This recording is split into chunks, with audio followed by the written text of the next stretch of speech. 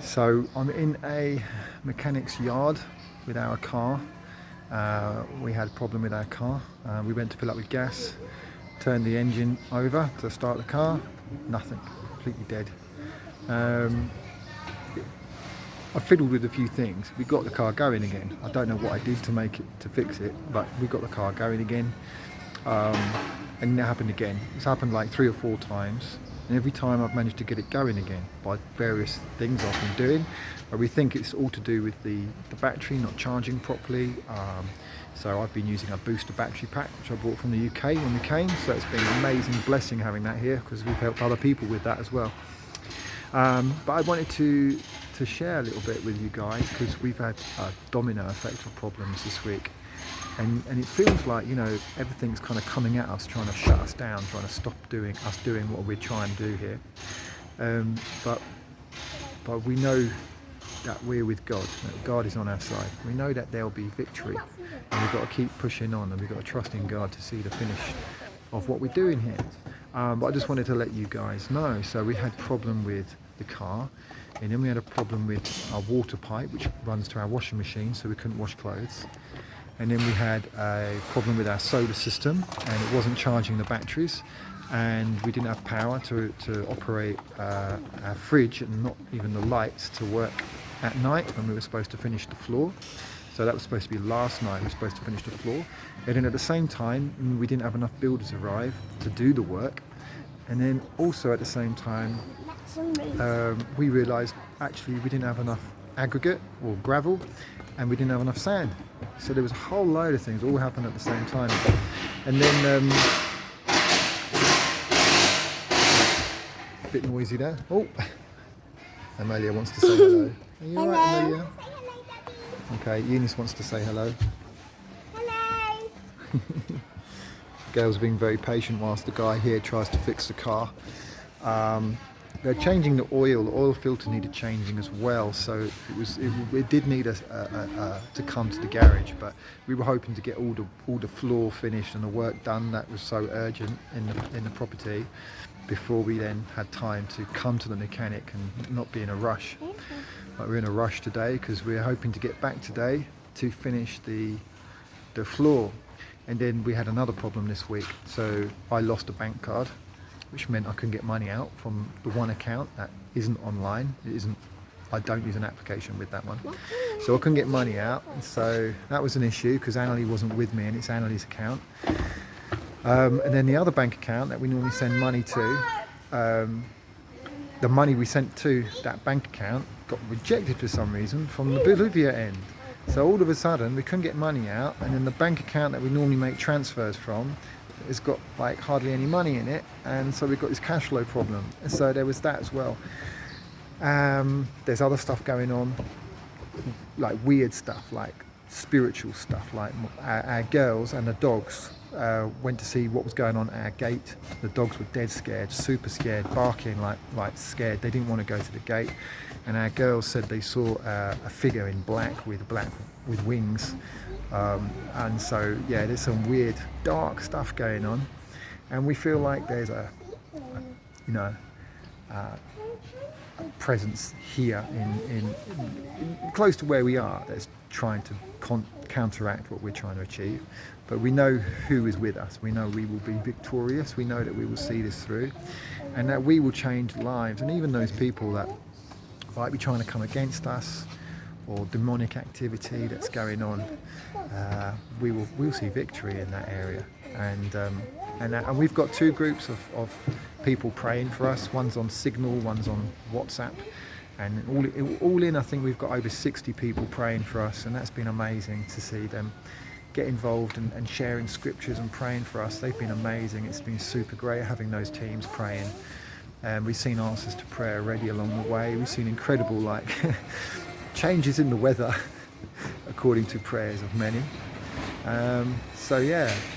So it's been a real roller coaster this particular last few days, and of course we were hoping to get the ceiling all done in one go, and it wasn't possible. So actually we are entering tonight. It will be the 3rd night of work, and so we haven't had proper sleep, we haven't been resting properly, the stress has kept us without appetite to eat properly. We've probably made bad choices of what we eat because of the amount of stress and the lack of time to actually prepare something good and what we'd normally try and eat.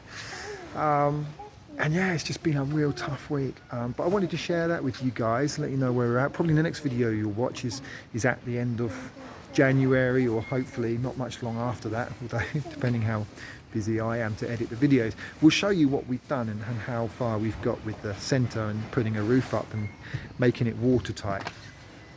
Because just pouring the concrete is just the first bit. There's another bit that goes on top of the concrete, although it's much easier to install. It takes a bit of effort to get it right, so that's the next bit, to make it watertight. Yeah, and so all of this has been going on, and there was one other thing, I can't remember what I was going to say, but we wanted to share that. Oh yeah, that's what it. I wanted to say that, you know, some of you may or may not know my life story, but for those of you who don't know, I've been through tough times before. I've been through a lot of things. When I was younger, I suffered with depression. I suffered with drugs and alcohol. Not even that young. I mean, as a young adult, I mean, I spent a couple of nights rough on the street, and some of that, you know, some of my decisions to go off the rails and to try and find answers to life in other places and other things was probably due to the fact that I suffered abuse as a kid, and that was through a close family friend, you know, and that's come back recently. So I can't share really anything about that, but the fact is, justice is perhaps going to happen after all those years. I'm in the process of addressing some of that with the relevant people now, and it's good because it's all about protecting others and seeing justice if you can, you know. It's not always possible, isn't it, because people disappear, which is what happened before, but now it looks like that's... But obviously I'm going through all of that as well at the same time as everything here, so that's all coming up again, and I'm obviously making statements and stuff, but I went through all of that, and considering all of what I've been through in England, and a lot of that's inspired me to come to Bolivia and help those people here, as well as help those people in England. When I was in England, I was inspired to help others who are struggling as well. But being here and having all of these problems here feels... I don't think I'm being ever prepared for it. I think things have prepared me for a lot. Even running a marathon and crawling to the finish line because I was injured and in a lot of pain, that's helped me, you know. But I don't think you can ever be totally prepared for the amount of work, the amount of stress, the amount of I don't think anxieties, but just the responsibilities of everything.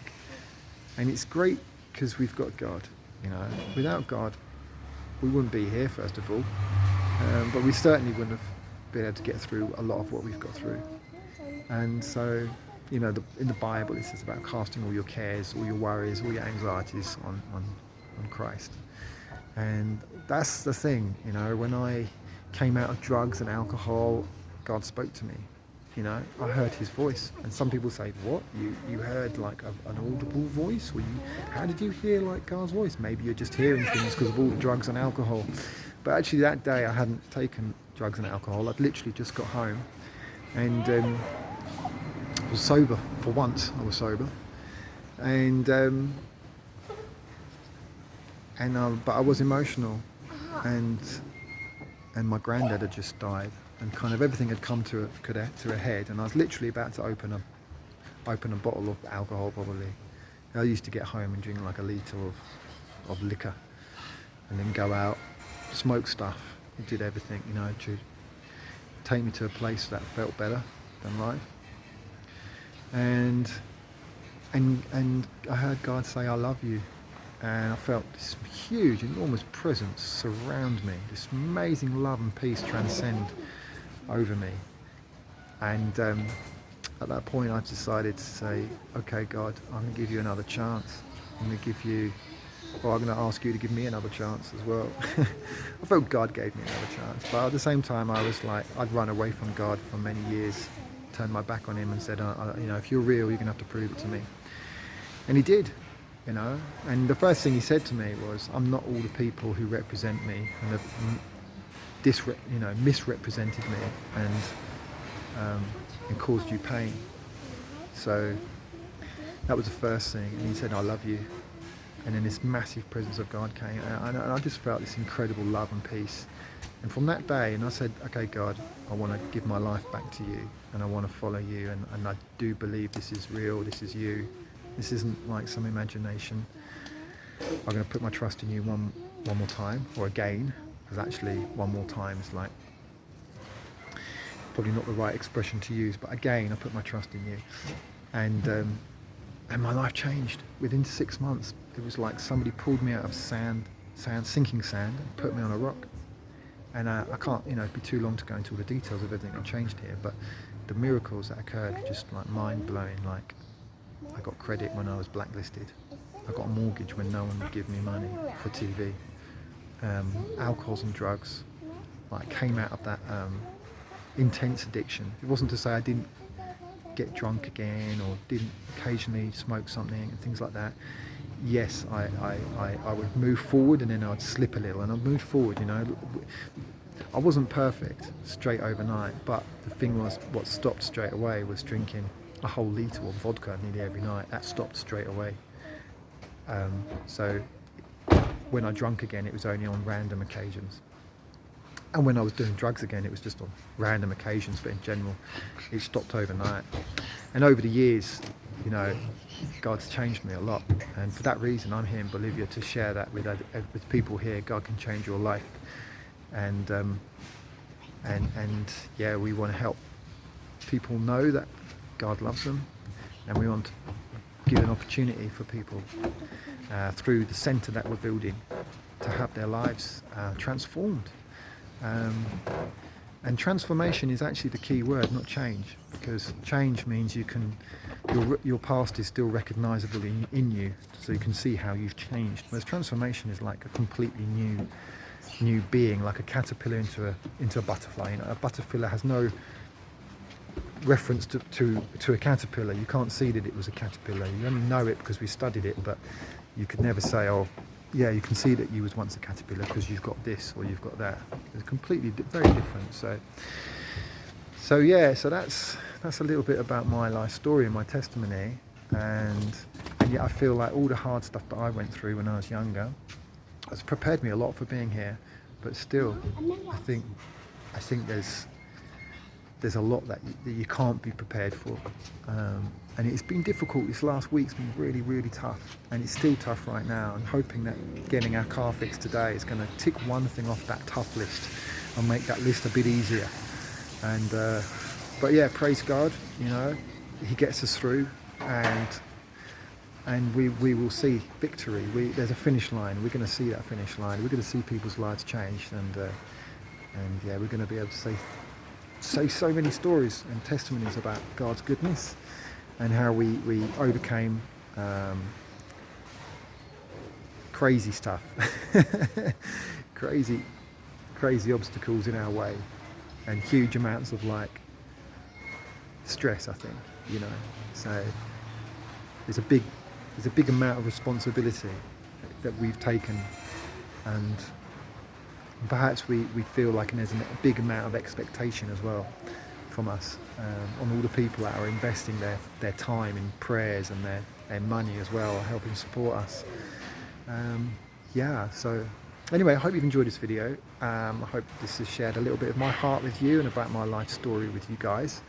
And do get in touch if you want to know a bit more. Right now we're also in the process of trying to find people that help fundraise for the project so that we can fit out the centre. We've still got one more level to build, which we don't have the money for yet. We know we're going to take things slowly, and we'll just go with whatever we've got. We'll make it happen, but we're taking it more slowly now once we've got a roof over our heads. But we do need to raise extra funds, so if you'd like to get involved in any fundraising, do get in touch. It'd be great. We had a 6-year-old girl create Christmas decorations and Christmas cards, and she was selling them every week to her friends, her family, and at her local community centre and church. she raised a whole load of money. It was just like mind blowing. Like a 6-year-old cared that much to really want to help out to build a centre to then help people in Bolivia. So, well, we say if she can do it, then you can do it, and we've got great ideas if you want to get involved and help out. It's really easy, just like cooking breakfast for your friends and then they all make a donation. Or just doing a collection. It costs £1.20 to feed somebody lunch here in Bolivia, roughly. So even if you decided I'm going to ask all of my friends for £1.20 and provide as many lunches as possible, that makes a massive difference. So yeah, there you go. I'm going to shut up now. I've been talking far too long and you're probably bored. So, but thank you so much for all your support, all your prayers, all your love, and for those who are giving into this financially as well. It's really, really, really appreciated. God bless you and see you soon. Bye.